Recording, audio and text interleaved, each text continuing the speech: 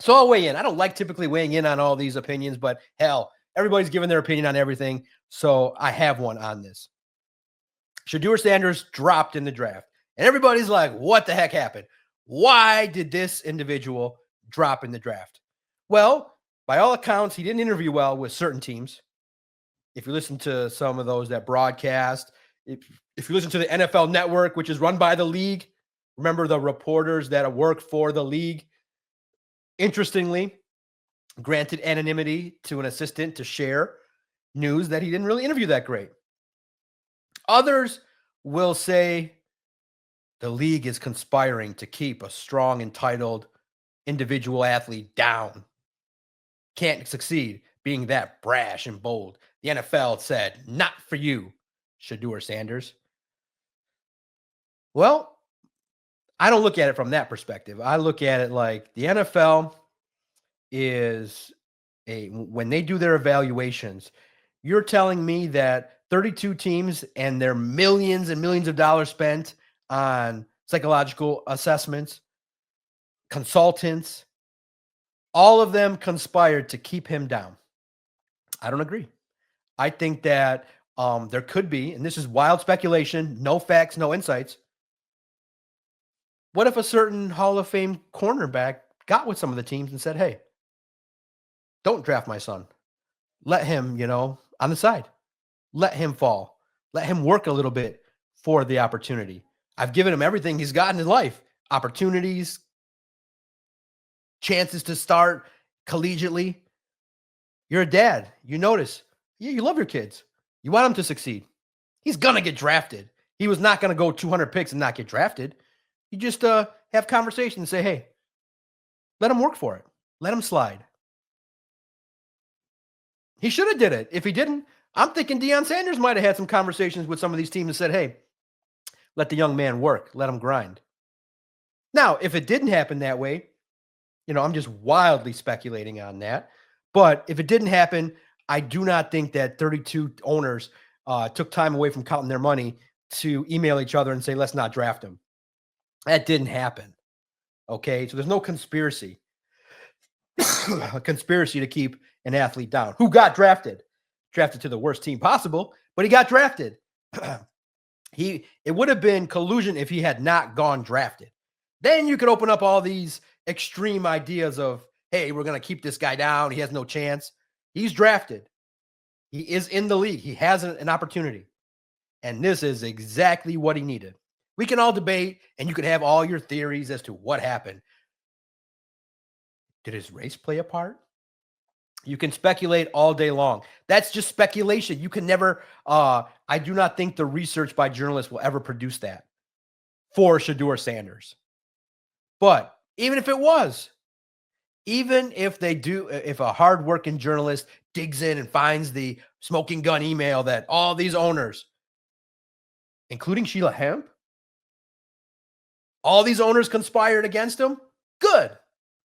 Because this, if he does it right, this has a chance to make Shedeur Sanders legendary like he wants to be. This will make him legendary. Why do you say? He needs to take this as the ultimate insult, the ultimate disrespect.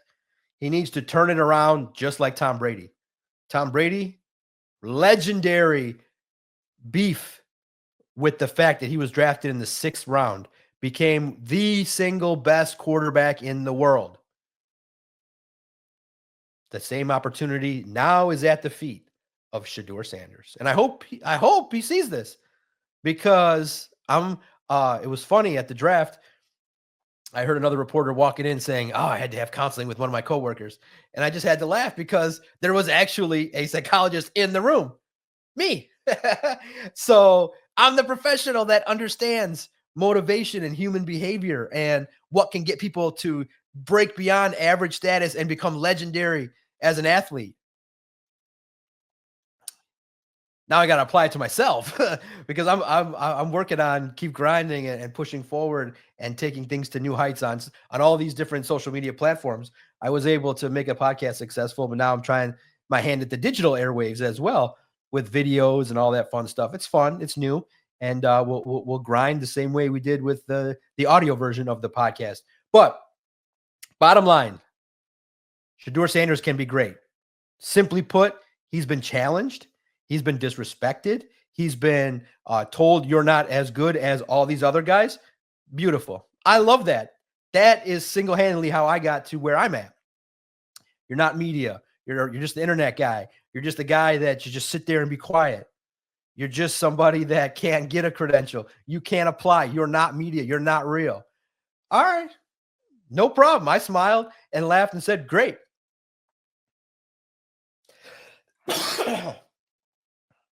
Great. I was like, this is great. Looking at it from the other side. Keep putting the doors up because I know I'm going to knock them all down. I knew it. And I said, you know what? Looking back at it, I would have not liked it being at 25 years old and just being like, here's a show. Here's a podcast with all these views and all this stuff handed to you. It would have not gone well for me. You would have stopped trying. You would have stopped grinding.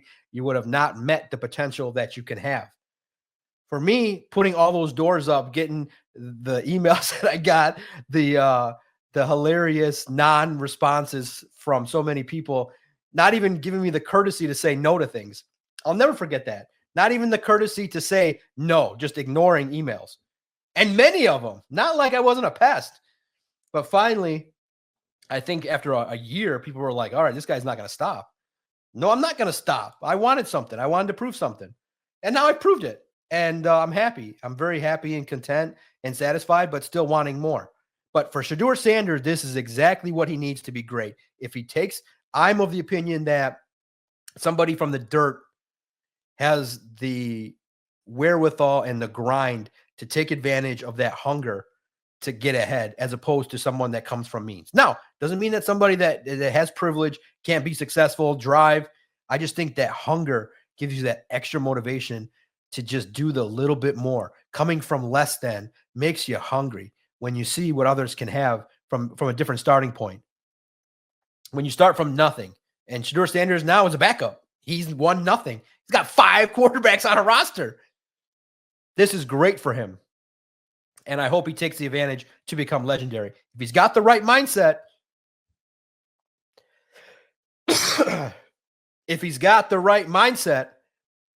this was the greatest thing that ever happened to him. And Deion should be happy that he went in the 5th round.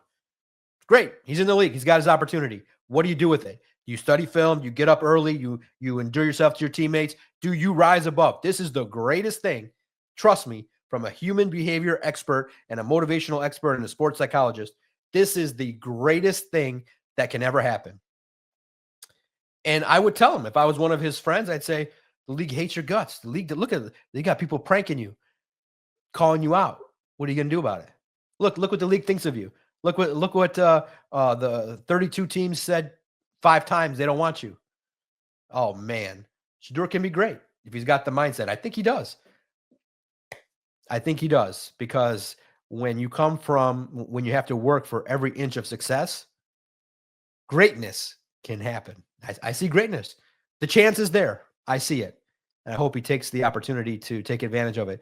It's no better feeling than when the door is slammed in your face and you don't get what you want right away, to then be able to have success and do the things that you envision and to have the opportunities to have. That's the attitude I took.